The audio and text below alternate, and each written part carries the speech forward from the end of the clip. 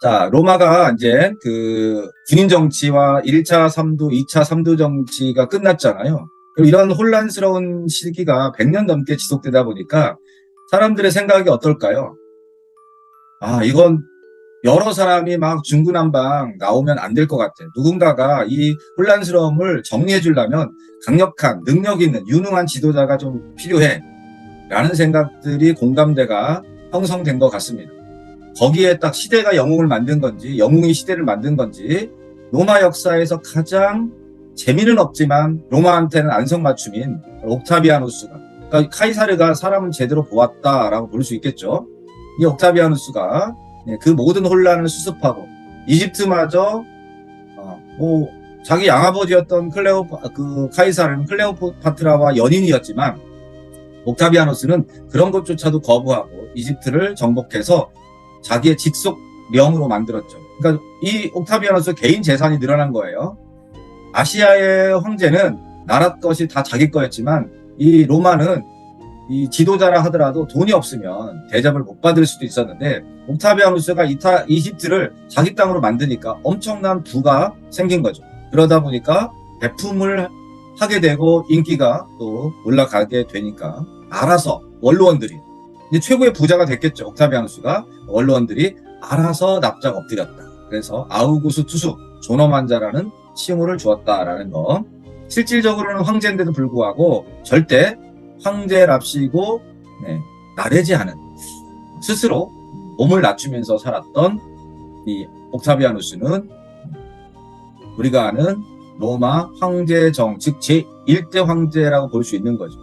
제정의 시작이다라고 표현을 합니다. 자, 옥타비아누스 보시면 로마시 전체 인구의 3분의 1인 무려 30만 명의 시민들에게 무상복식을 배급했대요. 이러니 인기가 올라갈 수밖에 없겠죠.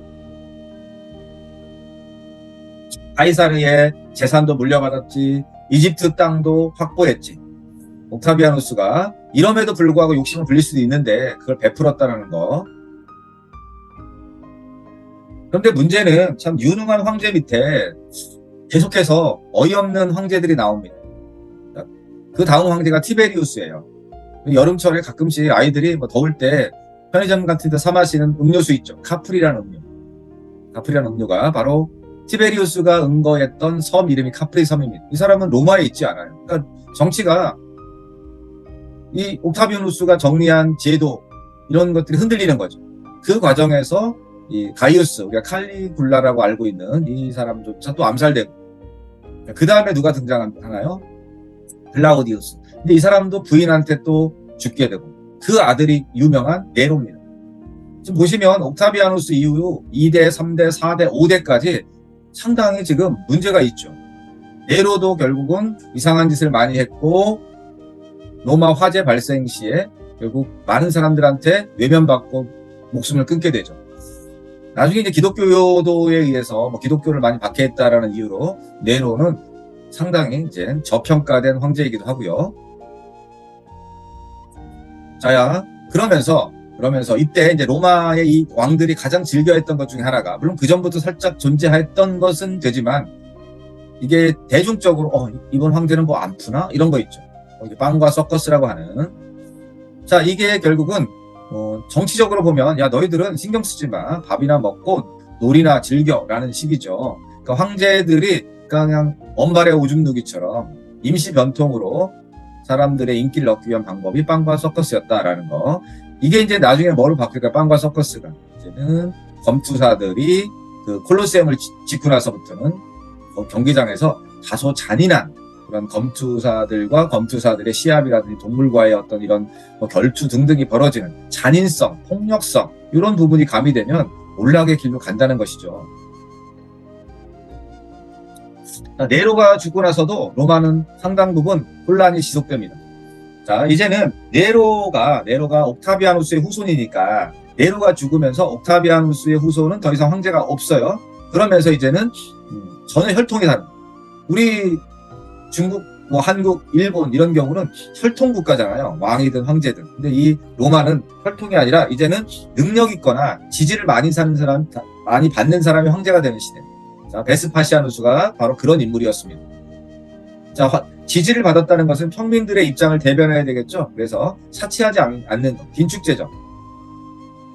이 베스파시아누스가 인기를 얻은 건 유대 반란을 진압했던 건데, 유대 반란을 완벽하게 진압을 하지 못하고 있는데 네로가 죽어서 급히 건너가서 황제가 된 거고요. 그 유대 진압은 아들에게, 종군 같이 했던 티투스에게 유대 진압을 명령을 했던 거고, 티투스는 황제에 얼마 못해요. 한 2년밖에 못해요. 일찍 죽었습니다. 근데 그 티투스가 유대를 완벽하게 정복을 한 사람입니다. 그 유대인들을 잡아다가 포로로 건설한 게 콜로세움인 거고요. 티투스의 유대 정복보다 더 유명한 사건은 화산 폭발이 있었던 폼페이 폭발이죠. 그러니까 티투스는 참 이렇게 일을 열심히 하다가 병들어 죽었습니다. 젊은 나이에. 자, 그리고 왕이 된 사람이 또 군인 도미티아누스. 이에도 암살됐네요. 도미티아누스도. 그 다음에 나오는 황제가 네르바입니다. 네르바. 이게 참 아이러니인데, 네르바부터 로마의 이제 오현제가 시작되거든요. 오현제가. 로마의 오현제. 오현제 가기 전에 유대 점령. 자, 유대 점령은, 자, 아까 누가 있었죠?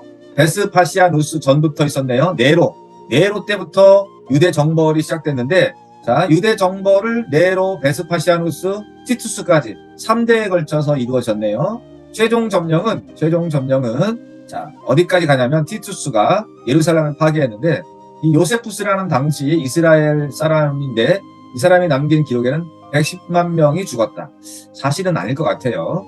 이스라엘 건국, 지금 하마스 이스라엘 얘기 많이 나오잖아요. 이스라엘의 건국 당시에 이스라엘에 정착했던 사람들이 세계 각지에서 돌아왔던 사람들이 100만 명이 안 돼요. 45만 명? 50만 명 설인데, 아니, 서기 70년에 110만 명이 죽었다. 이건 너무 과장된다. 그런 우스갯소리가 있죠. 공 하나 빼. 그래서 10만 명 죽었다. 그것도 사실 많은 건데. 자, 요 예루살렘을 파괴하면서 끝까지 저항했던 사람들이 이 마사다에서 저항했거든요. 이게 이제 지금도 이스라엘 사람들한테는 굉장히 중요한 곳이에요. 마사다 요새가. 여기에서 최후의 900명이 저항하다가 마지막엔 다 자결했다. 요 티투스에 의해서 예루살렘 성벽, 옛날에 솔로몬이 지었고, 그 다음에 헤롯 대왕이 지었고, 이런 예루살렘 성벽이 철저하게 파괴됩니다. 아까 그 로마에 의해서 카르타고가 파괴된 것처럼 저항했으니까 여기도 완벽하게 파괴되죠. 그때 남은 일부의 성벽이 지금도 남아있는 예루살렘에 가끔 이 뉴스가 나오면 유대인들이 거기다가 이렇게 머리를 박고 나서 기도하는 그 벽 있죠? 통곡의 벽이라고 하는. 그게 요 당시에 조금 남았었던 이스라엘 성벽이라고 해요. 자, 유대 점령. 그러니까 예수가 서기 30년대에 죽은 걸로 알려져 있잖아요. 예수가. 그리고 그 예수의 제자들이 12제자가 있잖아요. 가룟 유다 빼고 11제자가 전도를 하는 게 이제 예수 죽고 나서니까 예수의 마지막 제자인 요한 이런 사람들이 살아있을 때쯤에서 마지막 생존자가 살아있을 때 제자 중에 유대가 망했던 거고, 베드로가 서기 60년대 로마에서 죽었으니까 그러니까 예수의 제자들이 바로 유대 멸망하는 모습을 아마 보지 않았을까? 사도 바울도 그 즈음 사람이니까요. 폼페이 화산 폭발. 폼페이는 당시에 휴양지였다고 돼 있죠. 휴양지. 바닷가니까. 영화 폼페이라는 영화가 있죠. 영화 폼페이. 폼페이라는 영화에서 보면 정말 CG가 정말 잘 만들어져가지고 나중에 폼페이 영화, 물론 역사적인 상상력이지만 그 상상력 중에 폼페이는 지금 유적이 남아있으니까 그걸 상상한 것 같아요. 79년에 폭발했고 완전히 사라졌어요. 폼페이라는 도시가. 그러다가 1594년, 무려 1500년이 지나서 그 폼페이의 로마 시대 도시가 발견된 거죠. 운하를 건설하는 과정에서. 그 폼페이의 유적을 하나씩 조사하는 과정에서 결국 프랑스 애들이 이곳을, 당시 이탈리아는 프랑스의 영향을 상당히 많이 받던 시기였거든요. 그래서 프랑스 애들이 많이 가져갔다라고 볼 수 있네요. 그리고 이탈리아가 이제 세계에 처음으로 이탈리아란 이름으로 등장한 게 1861년. 이때가 나라 이름 이탈리아가 이때 된 겁니다. 그때부터 본격적으로 발굴을 시작했다. 이 사진에서 보시면 바로 이쪽 뒤에가 베수비오 화산이고 여기가 로마 시대의 도심이니까 로마 시대의 이 도시 구획 정리를 우리가 볼 수 있죠. 굉장히 계획적인 그런 폼페이였다는 걸 알 수 있고,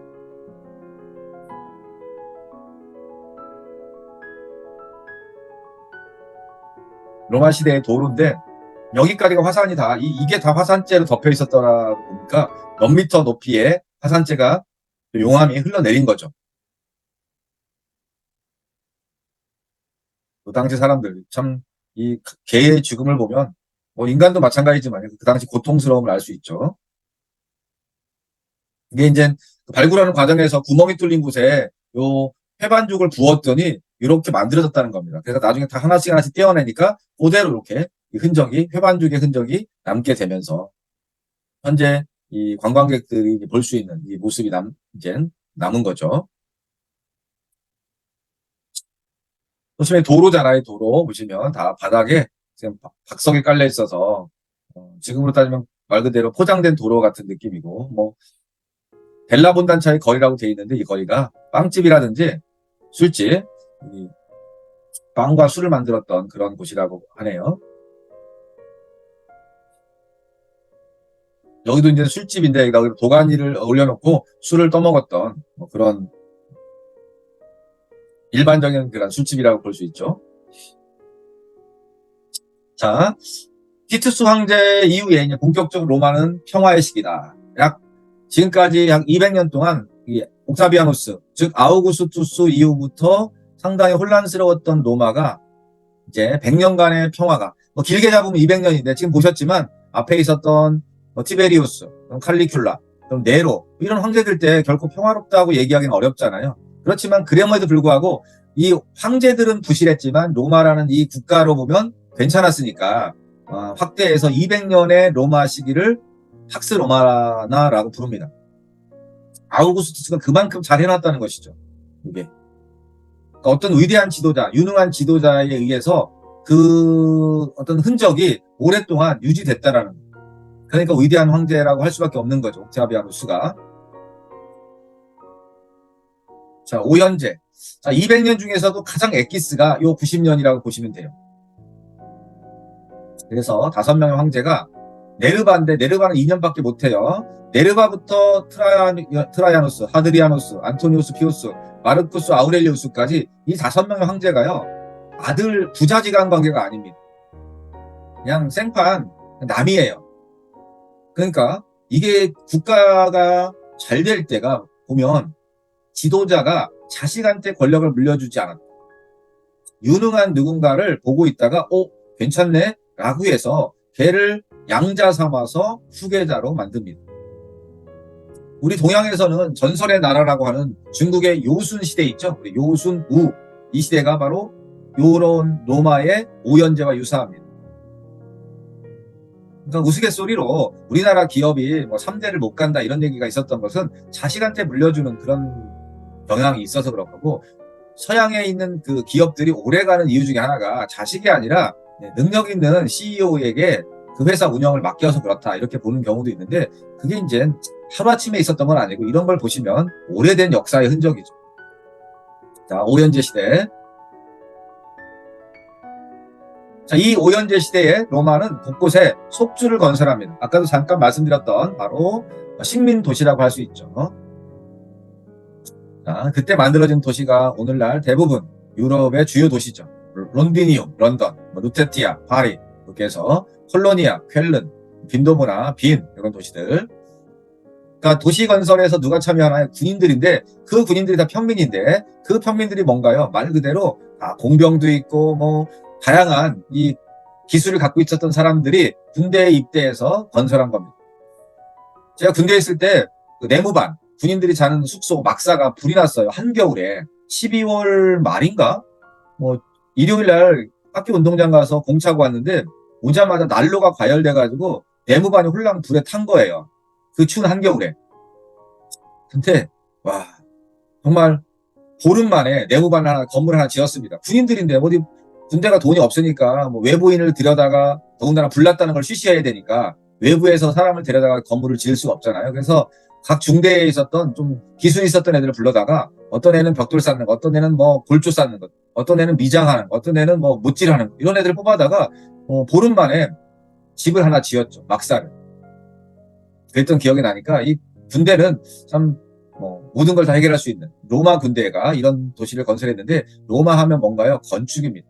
법은 누가 만들어요? 정치인이 만들었다고 치면 이런 건축은 이러한 군인들이 만들었다.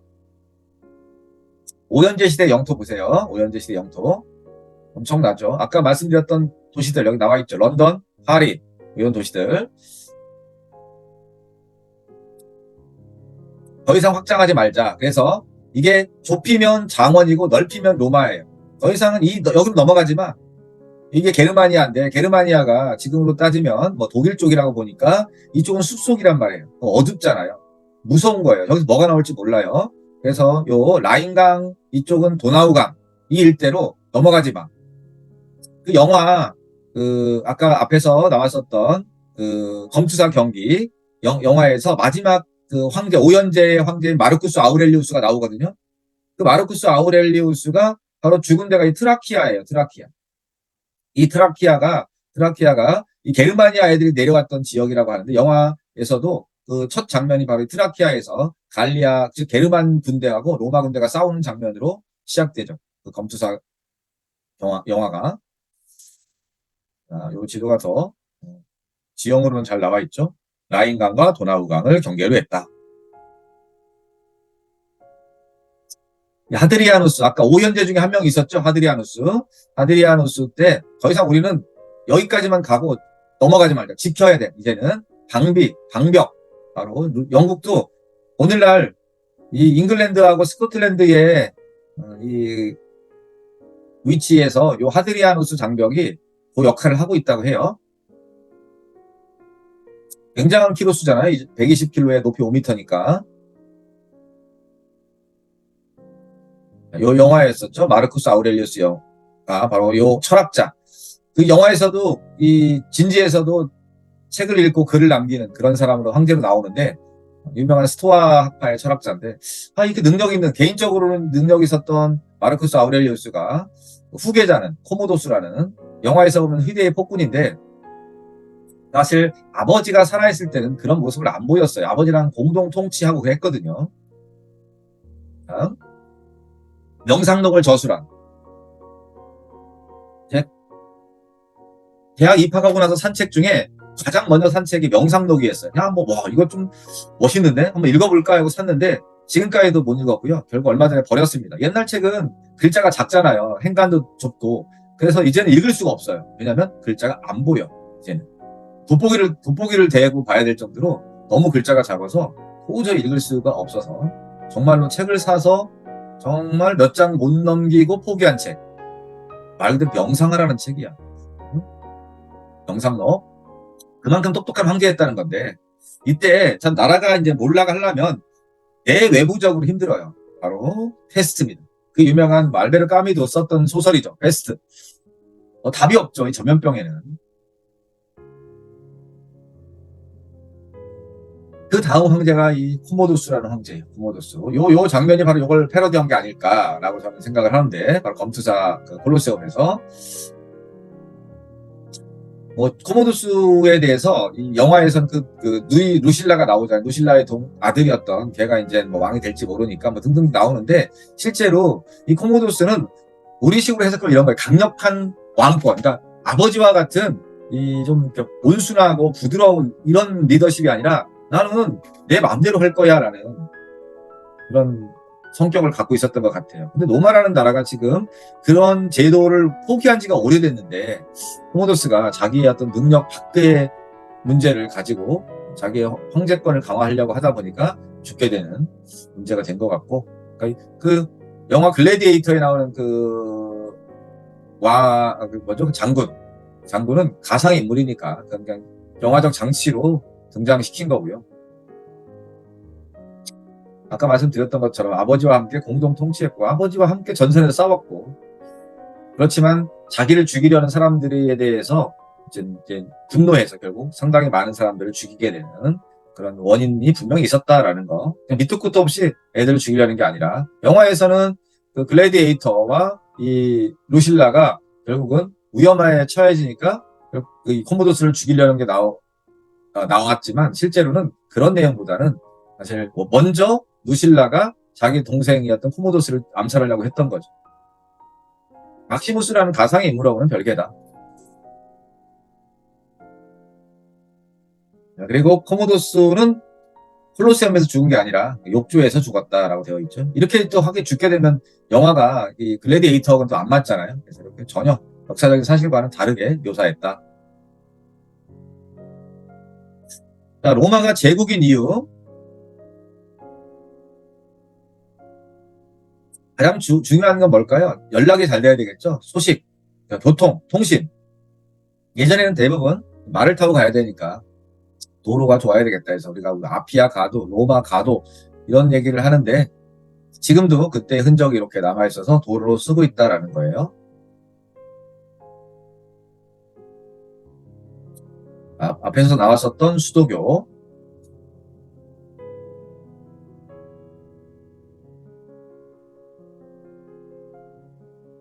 저는 이 로마가 수도교를 만들었다라는 것도 중요하지만 이런 수도교를 그대로 도시 한복판에다가 그대로 놓고 시민들이 그거에 대해서 불편해하지 않는다는 거.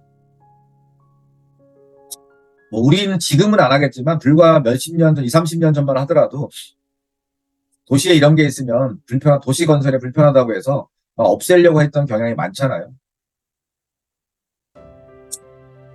서울이 우리나라의 수도인 서울이 한양 즉 조선시대 수도였지만 백제의 수도도 500년 동안 했는데 백제의 흔적은 찾아볼 수가 없잖아요. 그런 거 보면 좀 아쉽죠. 정말 로마의 역사와 비견될 정도로 우리 서울도 오래된 도시인데 그 오래된 흔적이 하나도 없고 이제는 세계 어디서나 볼 수 있는 빌딩, 고층 빌딩만 우후죽순 생겨나는 걸 보면 아쉽기도 하죠. 굳이 그렇게까지 할 필요가 있나? 옛것이 아름답다는 게 아니라 오히려 우리나라의 관광객은 우리나라의 옛것을 보러 오지 현대식인 고층 건물을 보러 오지는 않을 거라는 생각. 제가 최근에 서울의 북촌, 남국동 이런 쪽을 이제 가끔 이제 갔었는데 보니까 우리나라 사람들도 좀 있었지만 외국인들이 꽤 많이 그 쌀쌀한 밤에도 얇은 한복을 입고 다니더라고요. 그런 부분을 보면서 그들이 원하는 건 바로 이러한 오래된 흔적이구나라는 걸 느끼는 거지 뭐 강남이나 뭐 여의도나 이런 데처럼 고층 건물 보러 오지는 않을 거다라는 생각이 드는데 우리도 마찬가지잖아요. 여행을 가면 오래된 것들을 보러 가는 거지 최근 걸 보러 가는 경우는 뭐 생각보다 많이 없으니까.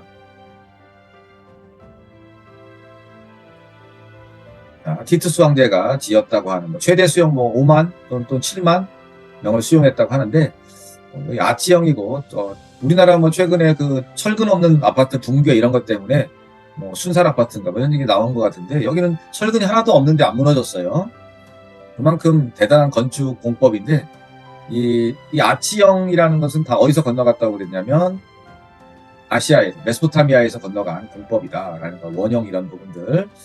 그다음에 바닥도 보시면 이게 바닥을 까는 거잖아요. 밑에는 뭐 맹수들도 있고 검투사도 있고 올라오는 거죠. 그런 영화에 이제 막 호랑이도 올라오고 사자도 올라오는 그런 게 밑에서. 나중에는 여기다가 물을 채워가지고 뭐 수상전도 벌이기도 하고요. 콜로세움 티투스가 유대인들을 데려다가 건설했다. 최대 7만 명까지 수용한다라는 거.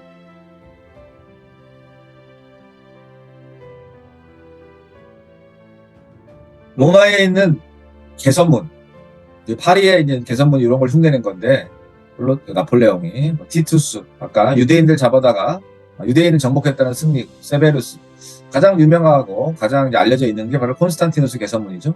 자기가 황제가 되기 전에 승리한 전투를 기념했다. 티투스는 아까 이쪽에 있었던 거예요. 여기 콜로세움 옆에 여기 티투스. 아니네 여기 아니네 티투스가 아니죠. 요건 저기 콘스탄티누스 개선문. 로마 하면 기독교를 또 빼놓을 수가 없어요. 기독교. 그러니까 기독교는 그리스도교잖아요. 그리스도교. 그러니까 우리가 기독교는 오늘날로 보면 카톨릭교와 개신교가 다 그 기독교, 그리스도교인데 그리스도교가 이제 사실 이제 예수는 저는 예수라는 어떤 종교를 떠나서 예수라는 개인, 그러니까 석가모니도 있고 뭐 세계 3대 종교하면 마호메트도 있고 무함마드도 있잖아요. 근데 석가모니가 그런 종교는 아니거든요. 석가모니는 민중을 위한 그 생각을 한 불교는 아니라고 생각해요. 근데 예수는 없는 자, 가난한 자, 또 약한 자, 병든 자, 기득권을 절대 지지한 종교가 아니죠. 예수는. 예수가 남겨놓은 글은 없지만 글을 따르던 그 제자들이 남긴 복음서라든지 내용을 읽어보면, 물론 이제 사도 바울은 좀 전혀 다른 인물이지만, 예수는 약한 자, 가난한 자 또는 우리가 흔히 민중, 하층민들을 위한 그런 혁명적 강의를 많이 한 사람이죠. 그러니까 유대 지배층 입장에서는 싫은 거예요. 그래서 걔네들이 죽인 거죠. 유대의 지배층이. 유대교의 세력들 중에서 권력 있는 유대교의 그 랍비들이, 제사장들이 죽인 거죠. 자, 그런데 이스라엘과 예수를 동일시하면 안 돼요. 그래서 지금 이스라엘은 유대교를 믿는 나라잖아요. 유대교도가 바로 예수를 죽인 거고, 그러니까 예수가 태어난 동네만 그 땅인 거지. 오늘날 이스라엘하고는 뭐 많은 연관성을 찾기는 어렵다라고 볼 수도 있다고 하는데, 어찌되었든 예수를 따르는 사람들이 예수가 죽고 나서 한참 지나가지고 드디어 통합된 이제 내용들이 나오기 시작한 겁니다. 그러니까 한참 지난 거예요. 예수는 그냥 요즘 말로 따지면 뭐 일타 강사 이런 것도 아니고 그냥 뭐 위대한 사상가? 근데 한 번도 인정받지 못했던 사람들을 위한 지도자? 이렇게 볼 수도 있는 거라는 거죠. 네? 해석에 따라 다양하게 나올 수 있겠지만, 자, 예수를 따랐던 사람들이 이제는 예수의 생각을 전파해야 되니까 박해받는 사람, 억압받는 사람들이 그 예수의 생각을 쫓았겠죠. 그래서 초창기에는 대부분 여성 아니면 약자들이 믿습니다. 이 기독교를. 자, 또 하나, 이러한 사람들의 생각은 사회에 불만이 생길 수 있는 사람들이잖아요. 저항 세력이 될 수도 있죠. 그렇기 때문에 이 지배층 입장에서는 이 기독교를 철저히 이제 억압할 수밖에 없었죠. 특히 그 이유가 황제를 숭배했던 로마 입장에서 봤을 때는 얘들이 이제 불령선인과 같은 국가를 위험에 빠뜨릴 수 있다는 거죠. 그래서 보시다시피 이렇게 몇 차례에 걸쳐서 박해가 이루어집니다. 네로 때, 하드리아누스 때, 디오클레티아누스 때 이렇게 쭉쭉 있는데, 그럼에도 불구하고 다수가 하층민이니까 그들이 기독교를 믿는 상황에서 더 이상은 얘네들을 배척할 수가 없겠구나라고 생각했고, 더 나아가서 이들을 이용해서 권력을 잡아볼까라고 했던 사람이 콘스탄티누스였던 것이죠. 유명한 밀라노 칙령 313년, 외우기가 쉽죠. 앞뒤가 번호가 똑같아요. 313. 자, 이 기독교들의 도움을 받아서 황제가 됐던 콘스탄티누스는 로마에서 이 콘스탄티노플로 수도를 옮기는 거죠. 자기 이름을 따서 새로운 도시를 만드는 거죠. 콘스탄티노폴리스를. 나중에 이제 이게 동로마가 되면서 비잔티움이라고 불리게 되는 곳이고, 테오도시우스는 아예 기독교를 국교로 삼았다. 이게 뭐든지 사상을 하나로 통합하면 위험해지죠. 국교로 삼았다는 얘기는 굳이 이렇게 나누자면, 야, 기독교 믿지 않는 사람은 더 이상 사람 취급하지 마, 이렇게 될 수 있는 거잖아요. 그리고 망하죠. 로마도 얼마 못 가서 망한 거죠. 분일 황제 시대, 기독교가 이렇게 퍼져나가는 즈음에 로마는 오연제가 끝나고 코모도스 황제가 암살되고, 그때부터 나도 황제할 거야 하는 정말로 말도 안 되는 황제 인플레가 시작된 거죠. 50년간 25명의 황제가 나왔다. 무려 24명이 암살됩니다. 제명에 죽은 황제가 없어요. 황제가. 이러니까 곳곳에 있는 군인들이 황제가 되면 그 지역의 군인들이 황제를 따라서 로마로 들어오거나 할 수 있잖아요. 그러니까 국경선 방어가 안 되죠. 국경을 지키는 군인들이 정치에 개입하는 순간 그 국경 너머에서 저기 편안한 로마 땅에 들어가면 좀 안락할 텐데 라고 했던 애들이 밀고 들어오는 거죠. 계속해서. 막을 수가 없습니다. 대표적인 게 이제 게르만족인데, 그러면서 이제 어쩔 수 없이 기독교를 받아주는 콘스탄티누스. 콘스탄티누스 1세라고도 하지만 콘스탄티누스 대제라고도 해요. 대제, 대왕 이런 거잖아요. 대자가 들어가면 훌륭한 왕이라는 것도 있지만, 이 콘스탄티누스가 대제가 된 것은 기독교를 공인해준 덕분에 나중에 그렇게 불렸다라고 봅니다. 수도를 이제 옮겼어요. 로마로. 로마에서 동쪽의 콘스탄티노폴로. 로마는 이제 뭐가 됐을까요? 변방 도시가 됐죠. 이때부터 로마는 관리가 안 됩니다. 그러면서 로마가 이제는 동방화되는 거죠. 동양의 그런 느낌이 생겼다는 거죠. 동양 스타일의 나라가 되는 겁니다. 이때부터. 자, 마침내 로마가 분열되는, 자, 기독교를 공인했는데 분열됐네요. 3년 만. 392년 기독교 공인, 분열 395년. 올림피아 경기 우리 지난 시간에 그리스에서 있었죠. 그리스의 올림피아 경기가 771년인가 기원 석이 정말 오래됐죠. 연도가 정확한지는 모르겠는데 700년 된 석이 700년대에 시작된 올림픽 경기가 섭이 393년이니까 1100년 이상 이어진 올림픽 경기를 그만둡니다. 왜냐하면 기독교에서는 알몸 보여주고 막 경기하고 이런 거 안 된다는 거죠. 이때 금지된 올림픽은 언제까지? 1896년까지 무려 1500년 동안 또 금지되고, 근대 올림픽이 나중에 처음 시작된 곳이 바로 그래서 아테네가 제1회 올림픽을 했죠. 테오도시우스가 서동을 아들들에게 나눠줬고요. 테오도시우스가 비잔티움을 이제 방어가 튼튼한 도시로 건설하는데 그 가장 큰 업적은 바로 성벽입니다. 테오도시우스 성벽. 삼중성벽을 세워요. 삼중성벽. 요게 앞으로 1000년 동안 비잔티움이 유지될 수 있었던 가장 중요한 역할을 한 게 테오도시우스의 장벽이다, 성벽이다 라고 얘기하고요. 자, 동로마와 서로마. 문제는 로마는 그동안 성장하는데 전쟁을 통해서 땅을 많이 확보해서 포로를 잡아오고 식민지를 건설해서 돈을 벌었던 나라인데 이게 다 올 스톱 됐잖아요. 그러면 땅도 안 들어, 포로도 없어. 땅이 없다는 것은 식량 생산이 줄어들고 또 하나는 세금이 들어오지 않는다. 세금이 들어오지 않으니까 모든 게 붕괴되기 시작했고, 그래서 이때부터 군대를 용병을 썼다.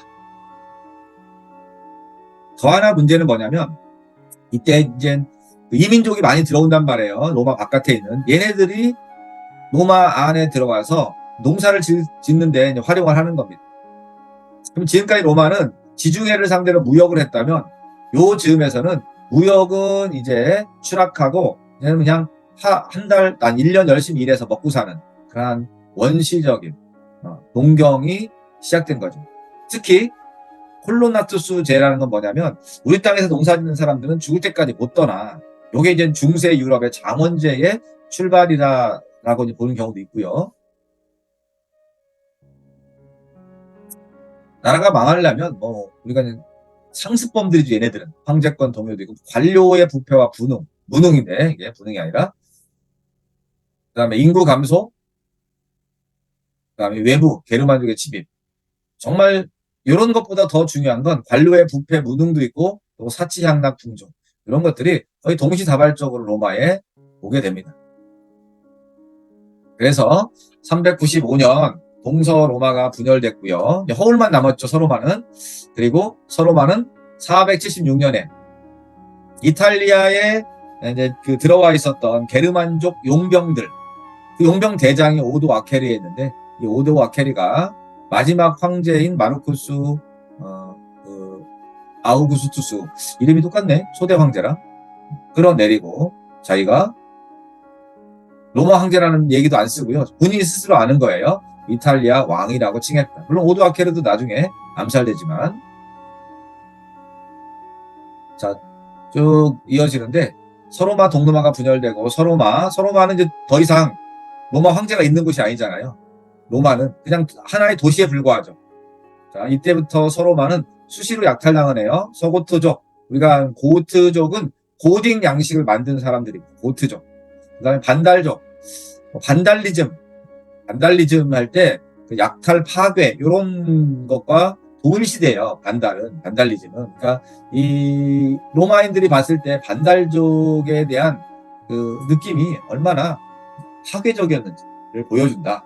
영어 사전에 이렇게 반달리즘이 해석되는 걸 보면, 자, 서로마는 결국은 황제가 없다가 황제에 등장한 저 아우구스투스의 결국은 끝으로, 참 그냥 우연이겠지만 로물루스라는 로마 건국자와 그다음에 초대 황자였던 아우구스투스와 그걸 다 합친 게 로물루스 아우구스투스라는 게 아이러니하죠. 자, 게르만족을 우리가 봐야 되죠. 게르만족. 말은 너무 많이 들었는데 게르만족이 누구야 대체? 그렇게 주장하는 경우도 있어요. 게르만족은 원래 없다. 이렇게 보는 경우도 있습니다. 무슨 뜻이냐면 게르만족은 로마 애들이 이렇게 부른 거고, 원래 이 게르만족은 로마 바깥에 살고 있는 그런 여러 민족의 통합 통칭이고, 실제로는 게르만족은 없고 그 밑에 있었던 수많은 부족, 예를 들어 아까 나왔던 고트족도 있고 반달족도 있고, 또는 앵글로족, 그리고 앵글로 아메리카, 섹슨, 앵글로 섹슨, 뭐 이런 거 있죠. 앵글로가 뭐 잉글랜드가 됐고, 그게 이제 뭐 미국 북미인 앵글로 아메리카 된 것처럼 앵글로족, 그 다음에 또 프랑크족, 프랑스에 출발이 되는 프랑크족, 이런 애들을 그냥 묶어서 뭐라고 한다고요? 게르만족이라고 한다.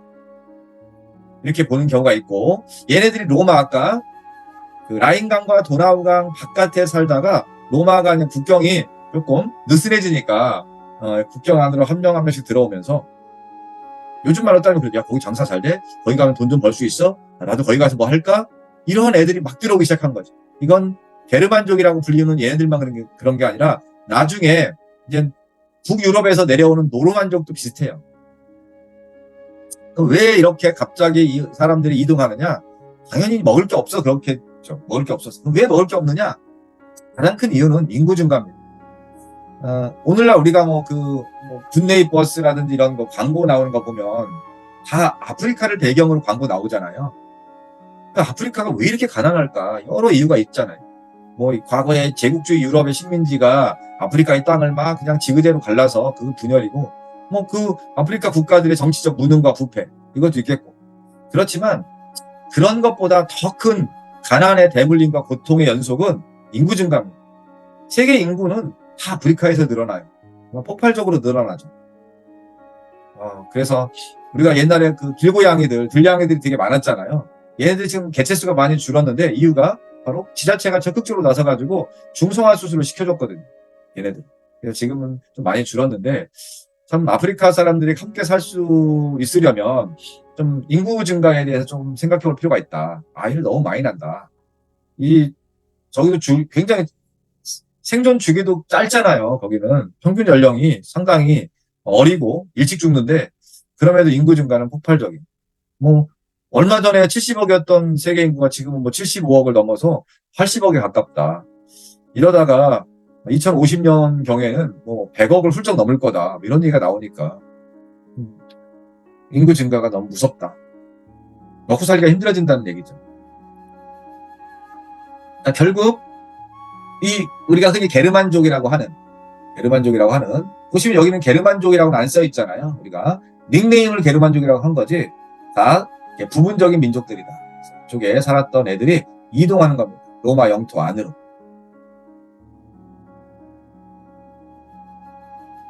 말씀드렸던, 맞죠? 게르만족은 없다라는 거.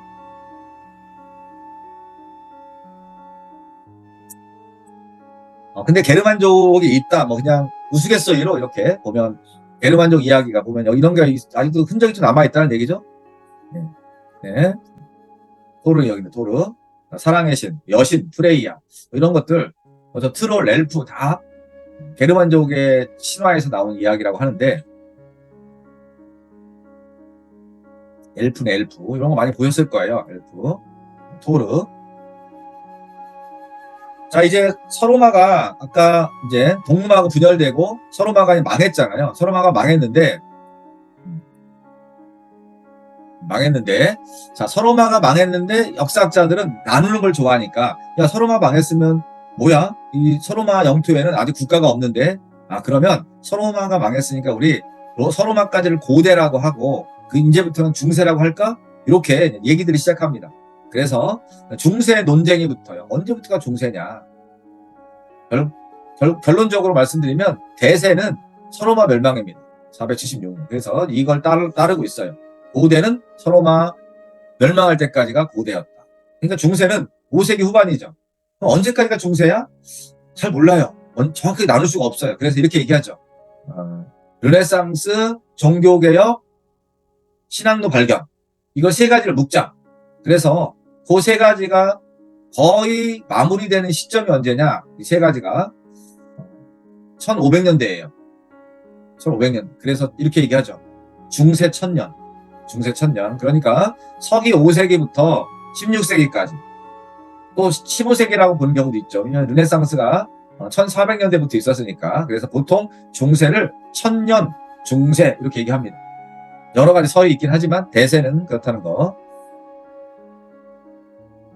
자, 중세하면 떠오르는 인물이 하나 있어요. 그게 생존이 분명한지 아닌지는 중요하지 않습니다. 가짜가 오래 가면 진짜가 되는 경우도 은근 많거든요. 그러니까 그거를 우리가 조금 분리할 수만 있으면 되는데, 이 아서왕은 정확하게 언제 사람인지 몰라요. 그냥 실존 인물이 아닐 가능성이 크다. 아까 주몽 말씀드렸던 것처럼 주몽이, 우리가 고구려 세운 사람이 주몽이지만 그 주몽 말고도 많이 있었을 건데, 그래서 뭐라고 해요? 주몽을 활 잘 쏘는 사람. 그런 것처럼 이 아서왕도 활 잘 쏘는데, 활을 잘 쏜다는 것은 최고의 전사라는 의미도 있죠. 그 당시에는 싸움을 잘하는 왕이, 혼란스러운 이 역사에서 보면 전쟁을 잘하는 사람이 중요하니까. 자, 그래서 원탁의 기사라는 이 아주 중요한 이미지를 만드는 거예요. 원탁. 왕이 어디에 올라가 있지 않아요? 단상에 올라가 있지 않아요. 같이 회의하죠. 원탁 회의. 우리 아시아의 왕이나 황제 보면 다 어디에 올라가 있어요? 단상에 높이 올라가 있잖아요. 힘이 센 사람일수록 높이 올라가 앉고 싶어요. 이렇게 마주보고 대화하는 걸 싫어하죠. 이 건축의 어떤 그 문제도 있지만, 우리나라의 그 기업이든 공공기관 가면 원타가 아니잖아요. 거기 보면 메인석에 그 회사의 대표든 기관장이 앉아있고, 그 라인으로 쭉 해서 의자가 아닌 소파가 있죠.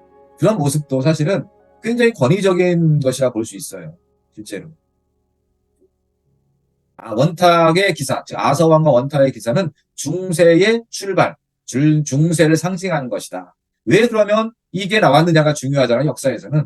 그만큼 중앙 집권적인, 물론 로마가 강력한 중앙 집권 국가는 아니지만 다른 어떤 나라에 비해서 그래도 로마는 황제라는 중심이, 이 구심점이 있었지만 이게 사라지니까 우후죽순 지역의 이제 뭐라 그럴까요? 그런 지역 장악을 한 세력들이 등장하니까 그 사람이 주변에 좀 힘 좀 있는 사람들의 눈치를 보면서 합의를 하면서 거기를 다스리는, 이게 중세하면 떠오르는 이미지, 장원과 맞물리는 겁니다.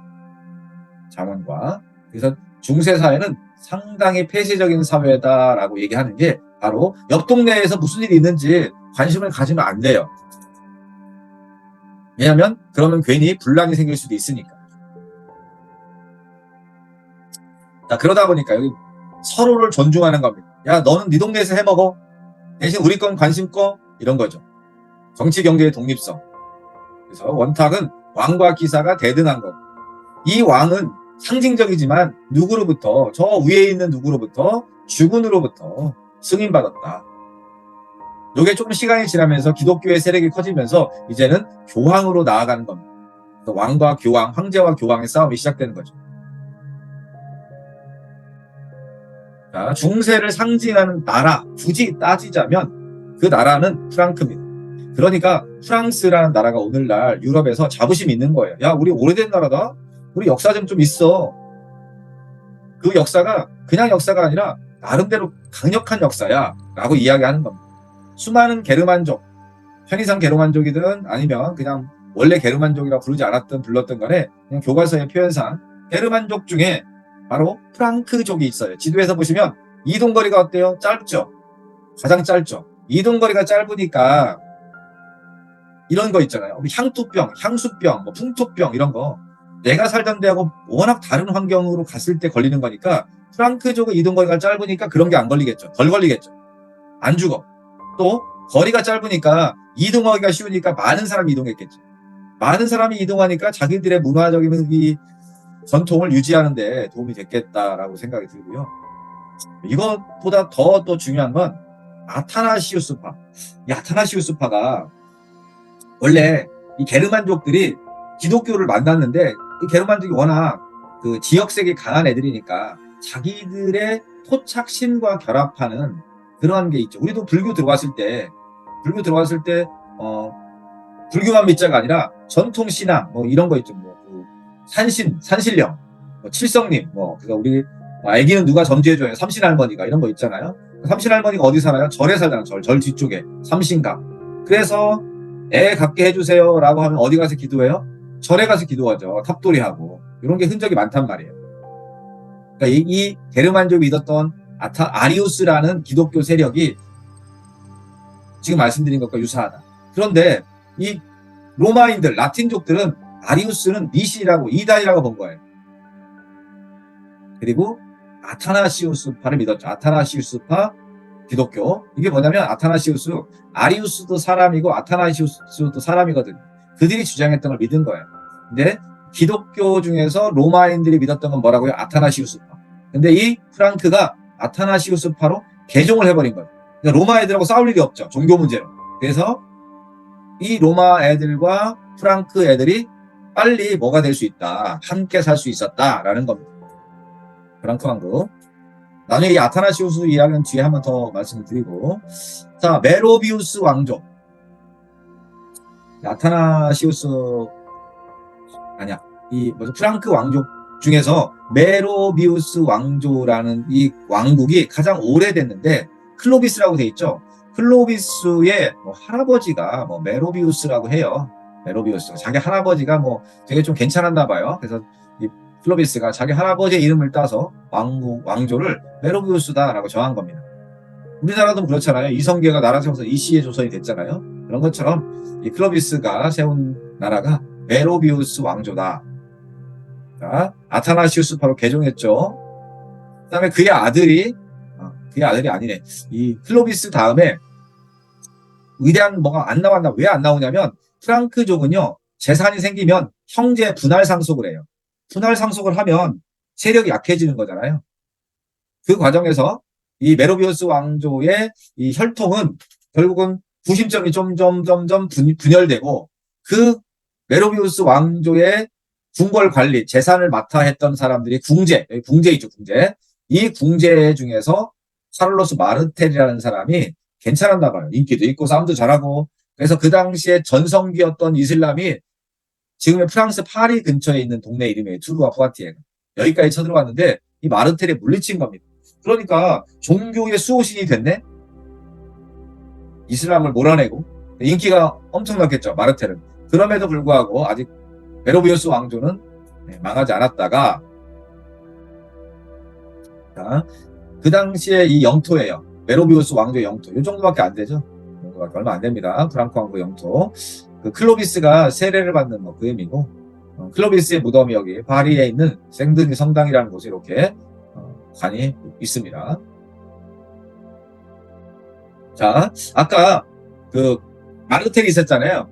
카를로스 마르텔. 그의 아들이 피핀이에요. 피핀. 그러니까 카를로스 마르텔은 메로비우스 왕조의 궁제, 그러니까 수상, 총리였다면 그 아들의 피핀은 아예 이제는 나의 나라를 세울 거야. 그 나라 세우는데 굉장히 중요한 탄력을 받게 한 사건이 이탈리아의 롬바르드족이라는 애들이 세운 나라예요. 저기가 이탈리아 북부를 점령하고 있었는데 저기를 정벌 하고 그 중에 일부인 라벤나라는 땅을 교황한테 넘긴 겁니다. 이게 이제 교황령의 시초라고 하는데 이게 보통 땅이 아니라 굉장히 넓은 땅이에요. 그 당시에 교황령은. 안 나왔네. 여기 보시면 여기 라벤나 지역 있죠? 이 라벤나 지역, 이 중간 지역에 여기만큼이 교황령이에요. 그러니까 이탈리아 남부와 북부의 중간에 딱 교황이 반을 딱 차지하고 있어요. 이러다 보니까 남부와 북부와였던 그 교류조차도 힘들어지게 되는 상황이 가중된 거죠. 그의 아들, 피핀의 아들이 누구냐면 이 카를로스입니다. 카를로스가 피핀 다음에 이제 아까 피핀은 교황령을 준 사람이잖아요. 그랬더니 이 로마 교황이에요. 이 로마 교황이 언제부터 교황이었는지에 대해서 의견이 분분한데 이 교황이 지금 서로마의 황제가 없잖아요. 동로마는 아직 있고 동로마 황제, 비잔틴 황제가 이 서로마 신부죠. 추기경 같은 그런 권력 있는 신부한테 너 내 말 안 들어? 내 말 잘 들어 이렇게 하지만 아무것도 해주는 게 없으면서 그런 상황에서 여기 카롤린가 왕조 보니까 엄청 잘 나가네. 더군다나 교황의 땅도 줬어. 이러니까 레오 3세라는 사람이 카를로스를 불러가지고 이제는 당신이 서로마 황제의 관을 받으시오 라고 한 거죠. 프랑크가 유럽 역사의 정통성을 부여받았다 이렇게 얘기도 하는데, 이 프랑크 왕국이 이 전성기, 즉 오늘날의 유럽 땅의 대부분을 보시면 여기 에스파니아 일부부터 해가지고 로마, 이탈리아의 반, 그다음에 지금의 동유럽까지 해가지고 다 프랑크 왕국. 그러니까 오늘날 프랑스가 가장 자랑스럽게 생각하는 왕국이 되기도 하는 거죠. 이때부터 로마는, 이탈리아는, 로마 교황은 프랑스의 영향을 많이 받는다. 그런데 이렇게 잘 나갔던 프랑크가 카를로스 대제가 죽을 때 아들 셋이 있었는데 큰아들한테 물려줘요. 그러면서 나머지 형제들한테 그 땅을 분할 상속을 합니다. 그러니까 포스트는 큰아들인데, 문제는 분할 상속하니까 힘이 약해지는 것도 그렇지만 내분이 생길 수도 있잖아요. 내가 좀 땅을 더 가질 걸, 뭐 이런 문제가 생기는데, 자, 그때 두 개의 조약이 나와요. 베르댕 조약과 메르센 조약. 베르댕, 이 조약으로 인해서 프랑크 왕국이 3분할 된 겁니다. 지도에서 보시면 동, 서, 중. 삼형제니까 동프랑크는 나중에 신성로마 제국, 독일이 되고, 서프랑크는 프랑스가 되고, 중프랑크는 이탈리아가 되는데, 자, 메르센 조약으로 인해서 중프랑크의 영토가 더 줄어들죠. 그래서 동서가 메르센 조약으로 훨씬 더 많은 땅을 나눠 갖게 됩니다. 클로비스, 이건 그닥 중요하진 않은데, 클로비스 가문에서 쭉 이어지다가, 그 다음에 아까 피핀, 카를로스 마르텔 피핀, 카롤링 가문, 이렇게 이어져서 카를로스는 프랑스 말로는 샤를마뉴라고 해요. 영어로는 카를로스라고 하고. 자, 이제 프랑크 왕국이 분열됐잖아요. 동서 중프랑크로. 서프랑크는 본격적으로 프랑스죠. 근데 중앙에 있었던 왕의 힘이 없잖아요. 왕의 힘이 약하니까 지방에 힘 좀 있는 애들한테 땅을 떼어주는 겁니다. 땅을 떼어줘요. 이게 이제 봉건제의 시초인데, 문제는 이 카롤링거 왕조가 이제 혈통마저도 끊겨서 단절됐다는 거예요. 그래서 등장한 게 카페. 프랑스는 카페가 유명한데, 카페가 동네 이름이에요. 바로 파리 옆에 있는 동네가 카페 왕조. 이게 이제 카페 왕조의 영토입니다. 카페 왕조. 이 카페 왕조가 실질적인 오늘날 최근까지 있었던, 최근 아니네, 프랑스의 왕조의 혈통이 다 카페 왕조로부터 나왔다. 그러면 카롤링과 왕조는 단절됐으니까. 동프랑크, 서프랑크에 비해서 동프랑크는 더 이제 그 중앙 집권 통합이 불리합니다. 왜냐하면 민족이 다양하고 또 하나는 이 지역은 프랑스만큼 기후가 좋지 못해요. 넉넉하지 못해요. 살림살이가. 늘 이쪽 동네는 힘듭니다. 힘들다는 것은 그만큼 정치적으로 분열되어 있어서 이 동네에서 나오는 게 유능한 황제 한 명이 나왔는데, 오토 1세라는 사람이에요. 오토 1세. 이 동프랑크를 이제 강력하게 묶어내면서 이 모습을 본 로마 교황이 쟤들 괜찮은데 라고 하면서 신성 로마 제국, 새로운 로마다 라고 해서 오토 1세한테 또 관을 씌워줍니다. 동프랑크의 출발이고, 그 다음에 이탈리아는 중프랑크라고 그랬잖아요. 계속 분열해서 이렇게 교황령 중간에 딱 가로막고 있죠. 북쪽에는 이렇게 여러 나라가 있죠. 밀라노, 베네치아 공화국, 피렌체 공화국, 그 다음에 나폴리 왕국. 이러면서 요 교황령을 중심으로 남부 북부가 나눠져서 통일하는데 애를 먹었다. 자, 프랑크족의 이동이 이제 끝나고 중세 유럽이 안정기에 접어든 시점에 북쪽에서, 그러니까 북쪽이니까 노스 게르만 이렇게 부르는데 줄여서 노르만이라고 하는 거예요. 북쪽에 있는 게르만족. 북쪽이면 어디냐? 바로 덴마크, 그 다음에 저쪽 노르웨이, 스웨덴 이쪽이라는 거예요. 그들을 우리가 편의상 바이킹 이렇게 부르죠.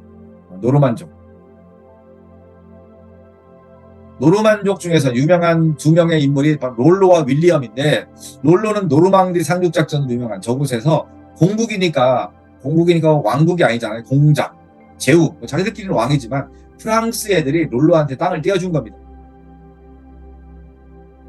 자, 그 다음에 그의 후손이라고 할 수 있는 윌리엄이 노르만 왕조, 영국에 세운 왕조예요. 노르만 왕조 윌리엄, 영국을 지배했던 사람입니다.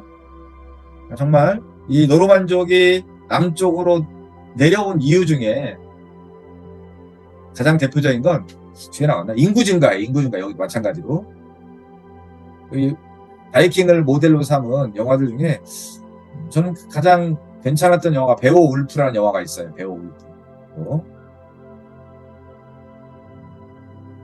자, 이 노르만족의 활동의 영역을 좀 지도로 보시면 아까 노르망디 공국이 있었죠? 여기 노르망디 공국, 노르만 왕조 이런 걸 세웠고 정말 이제 세계 역사에 중요한 걸 남겼는데 그게 바로 요 지역 키예프 공국과 노브그로트 공국이에요.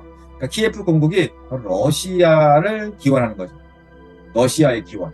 오늘날의 우크라이나 수도인가 키예프가 바로 요 땅이죠. 자, 왜 내륙으로 바이킹들 다녀요? 다 당시엔 지류, 하천 지류가 많아서 그런 데까지 다 이런 배를 지류가 끝나면 들고서 다음 지류로 옮겼다고 해요. 이게 굉장히 가벼워서.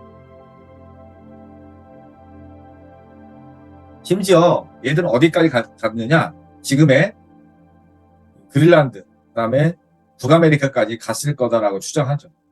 중세를 상징하는 장원의 모습이죠. 성이 언덕 꼭대기에 있잖아요. 적이 쳐들어오면 저기에서 방어한다라는 의미도. 그래서 성벽이 두꺼워요. 그 성 주변에 이렇게 해자라고 해서 물이 있으니까 중세 영화 보면 이런 장면이 많이 나와요. 말을 타고 확 지나가면 여기를 적이 오기 전에 확 걷어버리는 이런 장면들. 장원의 특징, 외곽에는 나무가 있고요. 여기 가면 안 됩니다. 산이 많으니까 무섭겠죠. 중세는 그래서 중세 영화는 어둡거나 좀 침침하거나 암울해요. 자, 그 다음에 또 하나의 특징, 춘경지, 추경지 이런 게 있죠. 휴양지. 농사를 한 번은 쉬어야 돼요. 왜냐하면 비료가 없어서 땅에 지력이 없거든요. 제도의 이해. 첫 번째, 정치적인 거. 쌍무적 계약 관계. 그러니까 내가 땅을 주는 대신 너는 이 땅에서 수확의 일부를 나한테 바치고 내가 위험에 빠지면 군대를 보내줘. 의무 불이행시 파기. 자, 또 하나 불이권인데 영주들이 갖고 있는 엄청난 혜택이에요. 불이권이 뭐냐면 왕이라 할지라도 나한테 관리를 맡긴 땅에 대해서는 간섭하지 마. 이런 겁니다. 내가 알아서 할 거야. 이러니까 왕의 힘이 약할 수밖에 없죠. 그래서 지금도 가장 이 봉건제도의 영향이 많이 남아있는 나라 중에 하나가 독일입니다. 독일 지방 분권화가 잘 되어 있다. 자, 그래서 왕을 중심으로 기사들, 이들이 이제 주종 관계를 맺는데 기사들이 왕으로부터 받은 땅을 우리가 장원이라고 하고요. 장원제도, 그래서 지배 예속 관계. 또 하나 장원은 100% 자급자족입니다. 자급자족.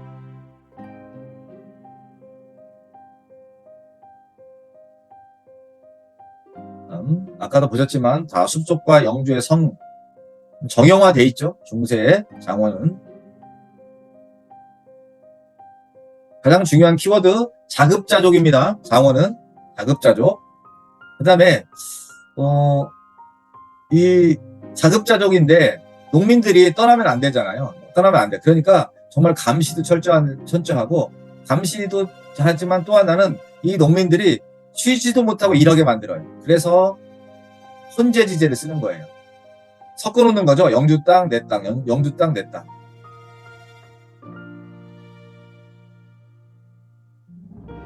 자, 중세 장원의 농노들의 모습이라고 합니다. 왜 유럽이 중세 동안 성장이 안 됐느냐? 이 중세 때 우리 아시아는 뭐 송나라, 명나라, 그 전에 당나라부터 해서 전성기를 구가하는데 왜 유럽은 중세 때 암흑기라고도 불렀을까? 바로 그게 자연경제라고 막스 베버는 얘기했는데 자연경제가 말 그대로 뭘까요? 그냥 몸으로 때우는 겁니다. 여기 지금 그림에서도 보시다시피 정말로 허리도 못 펴고 진짜 엄청 고대 보이죠? 허리가 기역자로 꺾인 걸 보니까 다 디스크가 터진 모양이에요. 디스크 환자들. 그렇죠? 일어나지도 못하잖아요. 여기 일어나봐, 여기만 거려봐, 가만 안 두겠어 이런 거니까. 그러니까 정말로 몸으로다가 농사를 지니까 다른 어떤 기계나 아니면 새로운 뭔가를 만드는 게 아니라 우리 아시아는 끊임없이 이걸 하거든요. 소를 이용한 우경도 일찍 시작했고 채비도 만들었고 그다음에 모내기법도 들여왔고 다양한데 유럽 안 그랬다. 그 다음에 왜 이런 생각을 강요할 수 있었냐면 바로 종교적인 문제, 신앙의 문제가 있었죠. 중생들의 의식구조의 문제였다. 그러니까 내 처지 이거 내가 극복하고 타개할 필요가 없어. 뭐 하나님이 주신 건데 뭐 그냥 만족하며 살아. 여기에서도 감사할 뿐이야. 교회의 가장 큰 뭐 장점이라고 할 수 있는 게 뭐야? 늘 감사해라. 뭐 범사에 감사해라. 뭐 해도 감사해라. 맨날 감사하래요. 이게 바로 중세인들과 같은 생각인데, 그러니까 불평불만 있어도 그걸 표출하면 안 되는 거예요. 자, 그 다음에 기사들. 이 기사들은 사실 10세기 이전, 9세기, 10세기 이전까지는요, 동네 건달들이에요. 이 기사들이. 그리고 동네 건달이라는 애들은 어떤 일을 할까요, 주로? 주로 하는 일이 툭하면 싸움질이에요. 툭하면 싸움질. 그래서 얘네들을 우리 신라에 있었던 화랑도 생각하면 돼요. 화랑도는 그것까지는 아니지만 뭐 사료가 없다 보니까 이 기사들을 어디로 내보느냐. 이것들 집에 있어봐야 맨날 사고나 치고 뭐 이상한 짓을 하는 거잖아요. 우리 이번에 걸린 이선균도 회당 출연료가 1억 얼마래 걔가 이선균이가 회당 출연료가 그렇게 돈을 많이 벌으니까 뭐 딴짓을 했던 건지. 자, 이 기사들이 딴짓을 못하게 얘들을 싹 쓸어버리는 일. 그게 십자군 전쟁이 됩니다. 너희들 자 예루살렘에 가. 그럼 다 천국 갈 거야. 라고 하는 십자군 전쟁에 기사들이 엄청 참여하는데 전쟁에서 이기지도 못하고 전쟁은 200년 갔고 기사들이 전멸합니다. 거의 다 죽었다고 봐야 돼. 이게 기사들이 그냥 내버려뒀었으면 더 오래 갔을 텐데 십자군 전쟁에 참여해서 사라지다 보니까 유럽 사회가 한순간에 재편된 겁니다. 십자군 전쟁의 영향력이 큰 거죠. 또 하나 이때 짧지만 너무 강력했다. 흑사병. 정말 2년 만에 유럽 인구가 저 때는 통계라는 게 없겠지만 유럽 인구의 절반 가까이가 죽었다는 거니까요. 불과 2년 만에. 이 지도에서 보시면 흑사병의 전파를 알 수 있는데 저 중앙아시아의 어디선가 이렇게 흑해를 거쳐서 콘스탄티노플에 유럽 애들이 많이 왔으니까 여기에서 이제 선원들이 뭐 점염되고 선원들이 가지고 왔던 뭐 이런 물건 이런 데에 이제 이 흔히 뭐 흑사병이 쥐의 배설물이다 이런 얘기가 있으니까 옛날에 뭐 그릇을 잘 닦아를 먹어요. 손을 잘 씻어요. 아니잖아요. 그러니까 너무 급속하게 지도에서 보면 불과 2, 3년 만에 유럽 전체로 퍼졌죠. 이렇게 싹쓸이가 됐다. 자, 중세에서 좀 특이할 만한 게 하나가 도시라는 개념인데 그 전까지의 도시하고 조금 다른 도시예요. 옛날 도시는 그냥 집단적으로 막 사람들이 몰려 있잖아요. 이때의 도시는 새롭게 만들어진 도시인데 어떤 도시였느냐? 자, 중세의 키워드가 뭐라고요? 장원이라고요. 장원에는 농노들이 살죠. 농민도 반, 노예도 반, 성격이. 근데 십자군 전쟁에 이 농노들이 교황이 가래, 우리도. 교황이 막 가래요, 우리도. 교황의 명령인데 안 갈 수가 있어? 갔습니다. 그랬더니 예루살렘 갔더니 또는 가는 과정에서도 와, 신세계를 만나죠. 우리는 맨날 이 막 허리도 못 펴고 매일매일 아침부터 밤늦게까지 일만 했는데 이쪽 와보니까 별로 일도 안 해. 근데 뭐 옷들도 화려하고 먹는 것도 맛있는 거 먹고 그때가 이슬람의 전성기였으니까. 자, 이걸 보고 살아남은 농노들이 또는 살아남은 기사들이 자기 고향으로 돌아가지 않아요. 장원으로 가지 않습니다. 그리고 뜻을 같이 하는 사람들과 군대가 아까 얘기했죠. 군대가 무슨 능력? 어쨌든 별의별 사람이 모이니까 자기들의 그 잘하는 게 있잖아. 야, 우리 이 정도면 어디 가서 밥은 굶겠냐? 하면서 장원 가도 어차피 힘드니까 우리끼리 어디로 가자. 그러면서 이 장원이 조금 느슨한 동네 북유럽으로 갑니다. 지금의 함부르크나 암스테르담 같은 데예요.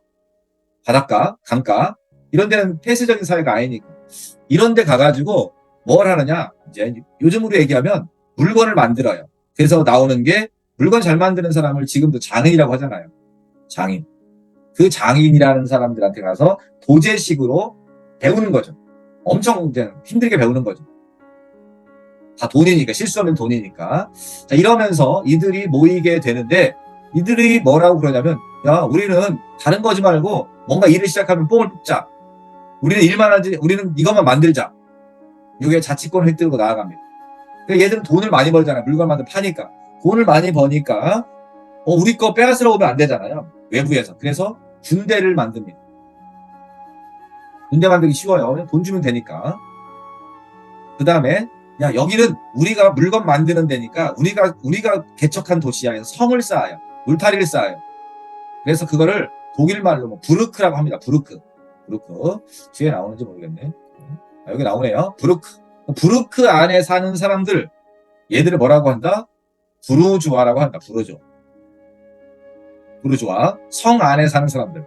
이게 나중에 이제 프랑스 혁명 이후에 부르주아를 뭐라고 부르냐면 도시에 사는 사람이라고 해요. 도시잖아요. 도시민. 지금은 우리가 성이 없어도 그냥 다 수도가 시민이 됐잖아요. 다 도시니까.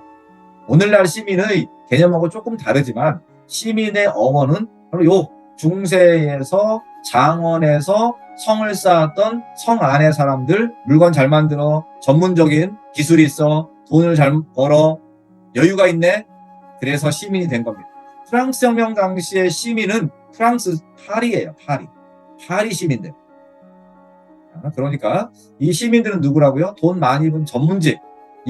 프랑스 혁명 때쯤에 가면 얘네들이 뭐 회계사, 법무사, 세무사와 같은 전문직. 이 중세 때는 물건 잘 만드는 사람들. 그래서 유럽에 이런 장인 길드 같은 게 지금도 그 흔적이 잘 남아있는 동네가 라인강 그 하류에 있는 독일의 도시들입니다. 물건을 만들면 팔아야 되니까 유통시설이 좋아야 되죠. 교통이 편리한 지역의 도시가 만들어졌다. 그래서 그 안에 사는 사람들을 부르그 안에 산다는 뜻으로 부르주아. 그래봐야 인구가 얼마 안 되죠. 2, 3천 명. 그러면서 이제 그 중에서 커다랗게 뭉치는 도시가 생기는 건데 그런 도시들이 어디에 만들어지느냐? 이탈리아 북부에. 그래서 이탈리아 북부가 중세에서 근대로 넘어가는 과정에서 이탈리아 도시국가가 나옵니다. 우리가 아는 뭐 그런 밀라노, 피렌체 이런 뭐 도시들이 나오는 거죠. 제노바 이런 데가. 자, 이런 장인들이 만든 도시가 바로 여기 북부가 많죠. 북부가 많고 그들은 이쪽 주변 국가하고 뭐가 좋아요? 무역하기가 좋은 거죠. 자, 이러다 보니까 중세 유럽을 상징하던 장원이 해체되는 겁니다. 장원의 해체. 아니 도시의 사람들로 떠나버리고 젊은 남자들은 장원에는 남아있는 게 노인과 여자밖에 없잖아요. 그러니까 도시에 돈 벌러 간 남자들이 양심 있는 남편들이 연락했겠죠. 집에 나 살아있어, 나 돈 벌고 있어, 이 돈 가지고 이제 뭐해? 세금 내. 농사짓기 힘든 이 장원에 있는 사람들 입장에서는 지주한테 농사 못 짓겠어요. 지주도 힘들어. 왜냐하면 옛날에 치면 때리면서 일을 못 시켜요. 그러면 그래봐야 일할 사람이 없으니까. 그래서 알았어, 돈으로 내. 이렇게 해서 이제 뭐가 돼요? 화폐 경제. 그래서 여기 나오죠? 지대의 급납화. 이제는 세금을 돈으로 냈다. 그런데 이 돈이라는 건 고정화되어 있는 게 아니죠. 물가라는 게 있잖아요. 그래서 요게 지주들한테는 엄청난 손해입니다. 지주 입장에서는. 그러니까 지주는 돈으로 안 받을 수가 없잖아요. 옛날엔 노동으로다가 다 받았는데 그러다가 현물로 받았다가 이제 화폐로 받으니까 이게 지주 입장에서는 이 화폐의 가치에 따라서 달라지니까 영주가 옛날만큼의 지위를 얻을 수가 없다. 그러면 결국은 이 영주의 권위가 몰락한다는 거죠. 십자군 전쟁은 이렇게 유럽의 중세를 서서히 해체시키는 겁니다. 그 과정에서 장원도 몰락하는 거죠. 그리고 이제 먹고 살만한 사람들이 좀 뭔가 하고 싶은 거죠. 여유가 생기면 배움을 하고 싶은 거니까 대학이 생긴다. 그래서 십자군 전쟁을 통해서 이슬람 애들을 접촉한 사람들이 공부를 합니다. 그때 이제 호기심을 가졌던 게 옛날 그리스의 철학자 아리스토의 학문. 아니 우리 신학은 맨날 신이 어쩌고 저쩌고만 떠들었는데 아리스토텔레스의 철학은 신의 이야기는 안 나와. 인간의 감정에 충실하래. 슬프면 울고 기쁘면 웃고 이런 내용이라는 거죠. 훨씬 더 재미있으니까 많은 사람들이 접근에 용이해졌다라고 하면서 이런 책이 있어야 되니까 책을 많이 보유하고 있는 그 지역에 어떤 중심되는 곳이 대학이 되는 겁니다. 옛날 대학은 책을 많이 갖고 있으면 이제 되는 거예요.